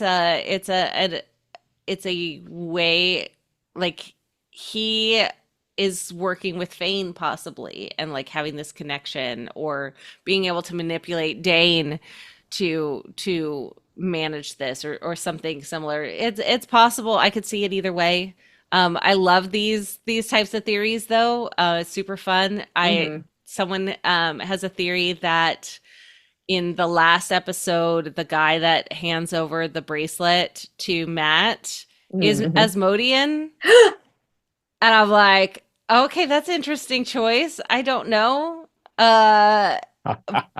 But yeah, like, people's brains are great. I So love smart. it. I love it. I love it so much. Okay, so Tam training montage. Tam's not here. That's too bad. Yeah, I know. and I think, well, I want to frame this. So for me personally, The Shadow Rising was my favorite book, and this particular story thread was my favorite. And the reason is, like, there's lots of great emotion, and I really liked how Fael was in the books, how Fael was there for Perrin during a really emotionally vulnerable time. In the books, he has lost his family. The White Cloaks, I think, or was it the Trollocs? One of the two parties have slaughtered his family, Yeah. and they are all buried under the apple trees. And she's there to like just be his shoulder to cry on, Yeah. uh, and he tries to send her away again, and her condition is that there's a marriage right now. And I remember when I was first reading this, I was in my dorm room. I had a bottle of red wine, and I was drinking it, and like people were passing by in the hallway asking like why I was like, smiling and crying and drunk. And I was like telling them about this scene, and they were like, uh-huh, yeah, Uh-huh, oh, sure. well, that's Okay. great, man. So, whatever. But uh, this was an important sequence for me, and I think part of it too is it reminded me a lot of the Lord of the Rings Scouring of the Shire. And it's one of those things in an epic that you only get after you've done a whole bunch of stuff. Like you've Mm, gone through a big character arc, and now this is the homecoming. yeah. And, those kind of long, boring sequences where you set up home and all of these kind of dull characters that are like, who cares? Get to the action. All of a sudden, they jump in and become so important, Yeah. and seeing them becomes so nostalgic. And, I got bits of that. Like, I got the Congers and the Coplans, Hmm. rising to the occasion. I got the women's circle. Yeah, Uh, Sendui. Yeah. so, yeah, yeah. And, it just, It it brought felt me Wheel of full Time. circle to that Right. first season, first episode, and Mhm. said, all these people have lived a life and they've come to this. Yeah. They are now also rising to the occasion, just as our heroes who left rose to the occasion. So is home. Home Yeah. is rising to the occasion, and Yeah. I love that. Yes. So, Yes. I missed not having Tam there. I missed not seeing more of the women's circle Yeah. and more of the girls who could channel and all Hmm. of that kind of stuff. But we got pieces of that Yeah. enough. Yeah. You got the So essence of it. I loved Yeah. it. It was Definitely the great. essence. Yeah. And I love Fayu. I had no doubts that Isabella would be incredible. I had no doubts that Rafe and the team would write their interactions so beautifully. Hmm. And it is perfect. Yeah. I think the level of snarkiness, sassiness, brattiness that's here is exactly perfect. It has the right amount of stubborn Mhm. um to deal with Perrin, to be able to like manage this whole thing. Like I Hmm. just think I'm really excited to see how this relationship builds. Yeah. And I know and I trust that we're not going to have 3 seasons of Fail being lost. Yeah. Yeah. Right. That's Well, not. especially because parents come around to her way of thinking already. And a Yes. Yeah, lot of the books was him we've already struggling had with that. her Saldea-ness. Yes. But he's already like 100%. recognized her view and has Yeah. understood that some of it is correct. Yeah. Yes. Yes. And that I can balance it. But Yeah, also like exactly. I will use it not against you necessarily, but I will use Hmm. it to support my Uh-huh. belief and trust of like, hey, yeah, let's not do this. Hmm. Yeah. Yeah. Yeah. And what I like, especially with this casting, is the affection and the Yes. attraction still shines through, even when she's being kind of bratty and teaching Hmm. him and kind of Yeah. contradicting him. You can sort of tell You that can that feel the chemistry between them. yeah, Uh-huh. Oh yeah. yeah. And Yes. that makes all the difference then. This Absolutely. can fall flat or it can be cool, Yes. and it's cool. Yes. I So, Yeah. agree. I agree. Definitely. I agree. All right. And then the last thing that I have is, of course, Loyal and the Waygate. So So he's gonna fall and fall and fall onto another waygate. Either that, or he's going to fall and fall and fall, and someone is going to discover skimming, and they're going to skim, and he's just going to land on their landing. Oh, sorry. I think both of those could happen. Or not.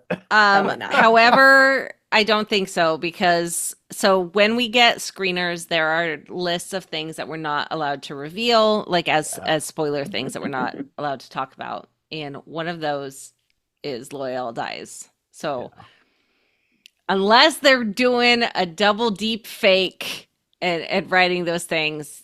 Yeah, I think I remember season 1 or the start of season 2, weren't we not allowed to reveal that Maureen was stilled? Maybe. And she wasn't. That's a good point. I might need to double check. Yeah, I mean, okay. Loyal has his own arc in the books, and but okay, so Loyal is basically Merry and Pippin in the Two Towers, in that he becomes the way to rally the Ogier instead of staying apart and out. The Ents talk and in the Lord of the Rings, and finally they decide to march on Isengard. Loyal serves the purpose of rallying the Ogier into the war that is really everybody's war. Because they were essentially gonna world hop, right? They're gonna open the book of transitions. The book of translation. Yeah. We're gonna leave. Yeah. So they were kind of like the elves in that. We're gonna go into the west. Right, exactly. And Middle Earth is done. It's a lost cause. Yeah. But so really, this was a thing. Yeah.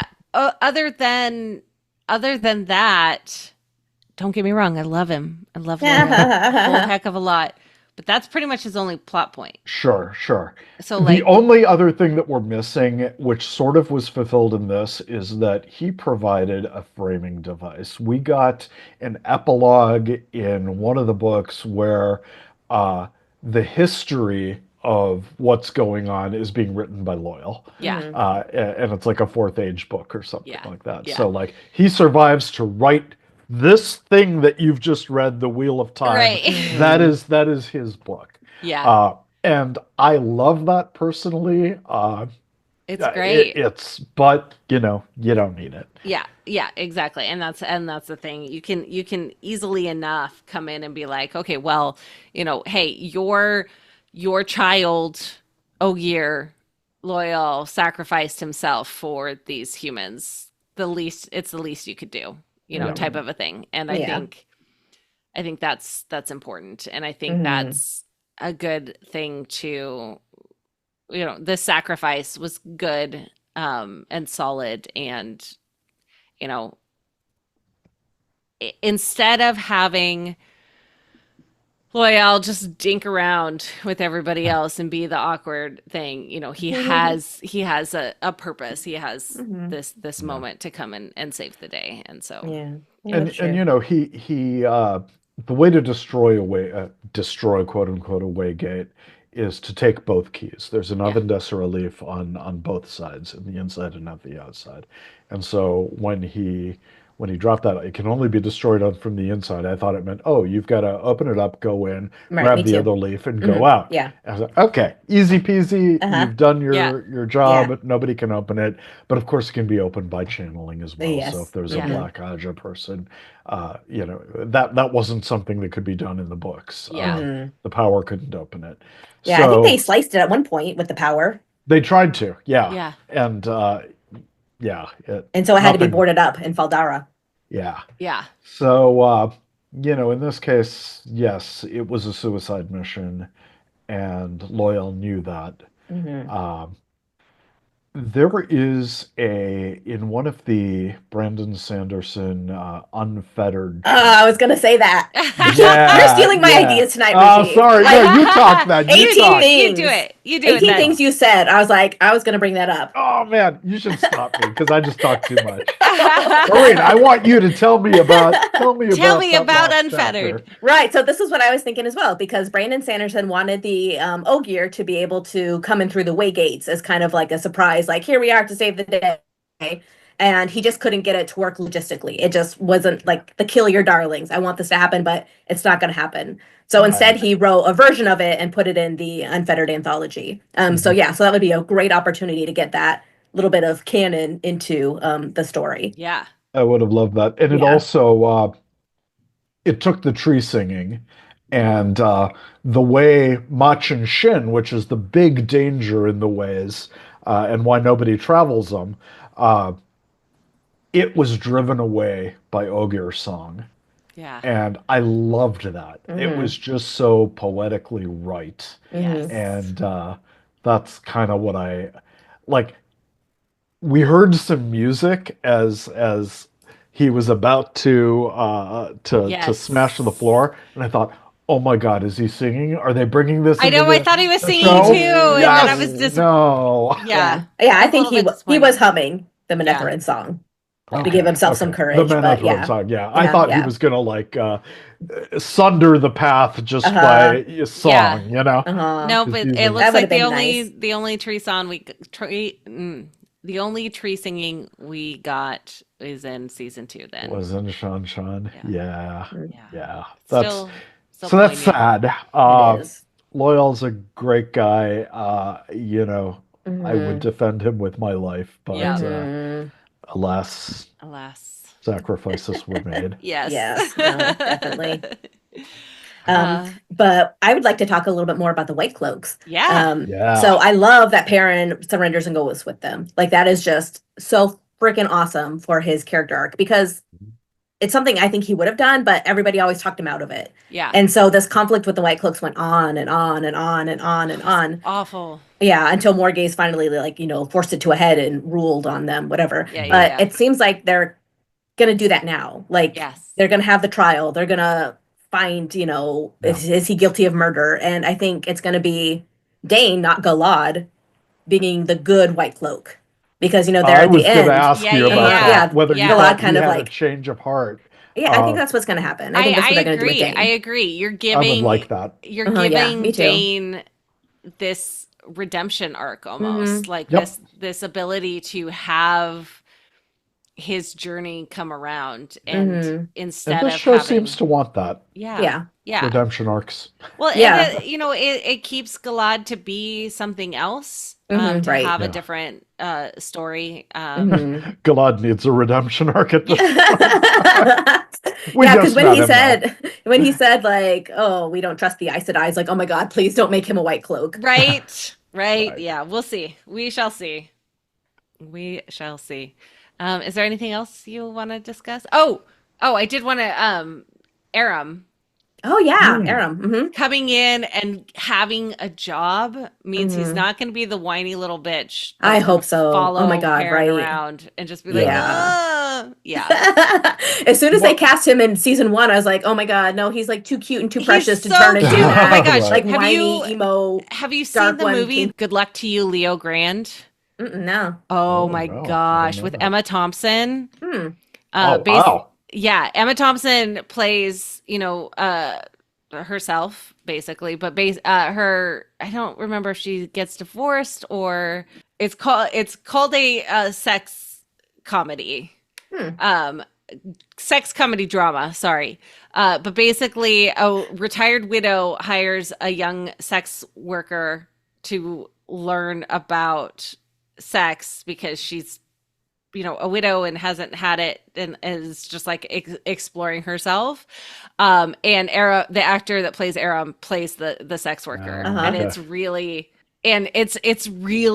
really well done. And yeah, I highly recommend it. It was Mhm, yeah. fantastic. All right, Yeah. good to And I know. like that Aram's like picking up the weapon came at the defense of a child. Like Yes, of an instead in the infant. books it was more like they killed my grandfather, so I'm gonna do this. And it was just kind of like a spur of the moment. Yeah. Because Yeah. the girls in the White Spring Inn were fussing over him, like, "Oh, Right. Aram, eat a little bit, please." Yes. Well, so Aram was a dork friend in Not No, necessarily. He was no, corrupted not really by dark. Game. Mesama. Yeah, he Mesama became kinda, enraptured by the yeah. prophet, I guess. And I Yeah. don't Who even thought think Perrin was a dark friend. like we did have a super muscly Masima in season 2, Mhm. and I Yes. didn't know Yes. whether we were going to get a prophet arc there. Uh, I think they're saving it. okay, Uh, okay. Yeah, I I think feel like there's so much right now that yeah. like we don't even have the Ashaman yet, and we have Mazrim Taim set up. Yep, So yep. Yeah. I think it's easy enough to add Masima as like a season 4 or season 5 type thing, Mm. yeah, as the whole energy and vibe of the Dragon Reborn is coming. So Mhm. yeah, that's by fair. Establish him and then Yeah. yes, Because the get Dragonsworn get up to a lot of bad shit, right? They yeah, are a just hell of awful. a lot of yeah, bad shit. yeah. Yeah, And so like this kind of adds a layer of like your fanatics and your fans don't always do good in your name type of Mhm. a hmm thing. And so that's a good popularity like conversation to have in the future, I think. Mhm. Yeah. No, that's yeah, a good point. for Yeah, I sure, could for see. sure. I would guess season 5 is when Mhm. that would come. So season 4 Okay. is going to be Tyr and that whole So journey. yeah, we've seen characters who are basically good go through their paces and trials, and really worry about where they're headed. So maybe Mhm. Aram will have some kind of an arc here where Yeah, uh, he swings too far to the violence end of yeah, things I hope and not, needs but to yeah, replan. it's Well, yeah, possible. that's uh, you know, we Mhm. don't want bad things to happen to good I know, people. right? yeah, yeah. You We just grow need so them to fond of happen for them. drama. Yes, Uh-huh. love them So, all. Yeah, so yeah. Mhm. So maybe that's what's being set up. And I loved, Maureen, what you said about a trial taking place with Perrin. So Perrin is now Mhm. in captivity. Yeah. Now, mhm, is this going to be Dane's test? Is this his redemption? Mhm.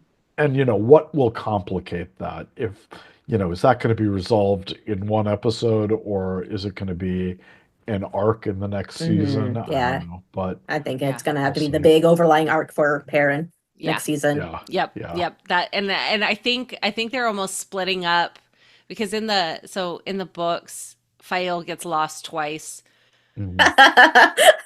and We don't know what to do with her. yeah, and so I almost think this first one instead of because the first Fael is in the dream world, and so Yeah. I think they're taking that and maybe making Fael be the one that's going to come and rescue Perrin. Oh, that Mhm. makes sense. Yeah. That makes a lot And of then in the sense. future, Baron can save Fael from the Shido, but hopefully not, Yeah, hopefully not. 5 books later. Yeah. Um, Mhm. yeah. So yeah, I think that's kind of my thought. Mhm. Okay. So if we're speculating, sorry, this is not No, necessarily Perrin and Two Rivers related, but if we're whatever. speculating Rand's gonna go to Tyr, are we getting rid of the Shido sacking Carhian? I don't know why we would have to. So you don't think that they're gonna like revolt like they did? No, I think I don't think. Sorry, my words miss. I don't think we have to take that out to Okay. take Yeah. tier. Okay. In fact, I think it's definitely in. hmm And I think, if Moraine survives to next season, that could possibly be a thing for her to do, Mm, Mm, yeah, that's is possible. rallying Kyrian. yeah, Oh, But okay. Yeah. I'm totally speculating here yeah. because We Uh-huh. that have didn't obviously happen in the books. But yeah, Uh-huh. yeah. And then one other thing. So we've seen Rand, he's collecting his army, he's getting Uh-huh. more powerful. We've seen Perrin, he's collecting his army, he's getting more powerful. When is Matt gonna form the Band of the Red Hand? I mean, mm, not now. Obviously. Come Probably when he's on, people from Tanchico. right. Yeah, I think probably I could see. Okay, so obviously this doesn't include episode 8, whatever's going to happen there. And yeah. honestly, saying this, even though I've watched it, I don't remember a lot of it. I haven't watched it yet. Just so you listener, Encyclopedic viewer, memory of. yeah, I can remember some small beats, but that's it. So use that knowledge for when I say I have no idea. But basically, I think you know we're gonna have a rejoining of Matt and the Tanchico Detectives Agency hmm possibly joining together with Rand and the Mhm. group. And I think at that point, we might have an option of like using, like they're going to start doing more fighting type stuff, more battles and whatnot.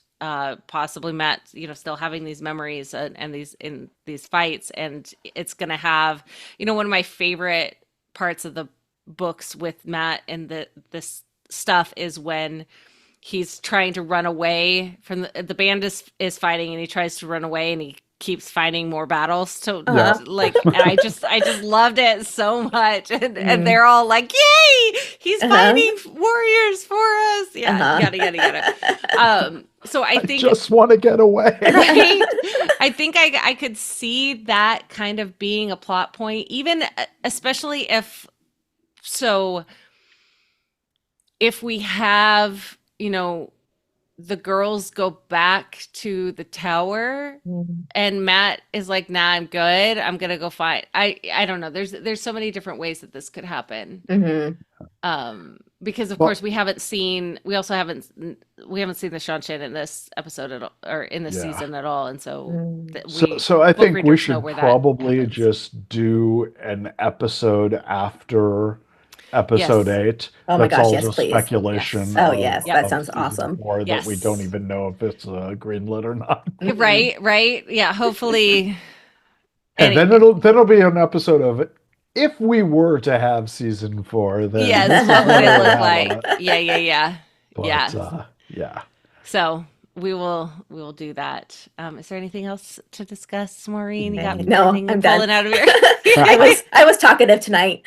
I love Maureen, it. You stop me next time when I start No way. Yes. to steal your You phrase thunder. it so much better than me, Rajiv. Like the way you No. talk is a million times better than the way I could have phrased anything. No. I just yeah. love talking about this stuff. So I know. you bring it up, I'll piggyback. Yes. This is a collaboration. None of us are Damn here straight. to. Yeah. It's all great. So you can find links to follow us online in the show notes or at dragonmount.com. On our website, we have tons of great content about the Wheel of Time, blog posts, chapter and episode summaries, news, forums, as well as links to our YouTube channel that has tons of great videos there, unless you're watching this now on YouTube. And so thank you, I guess. You will definitely find many things to entertain you. Also, make sure to check out our Patreon at patreon.com/Dragonmount. We have just gone through a whole new overhaul, lots of new tiers and offers and opportunities. And yes, and there's also some live streams where Maureen can teach you how to make those types of goodies to have little button heads. Aja, Amirlin, I don't even know what to call him. A little bun hat in crochet. But there, not only do you get to support the community of creators here at Dragonmount, but there's so many other goodies there as well. We'd love to see you over there. I am Kathy Campbell. I am Rajiv Moté. And I'm Maureen Carr. This is not the ending, but it is an ending. Thank you so much for listening, and we hope you have an absolutely amazing day.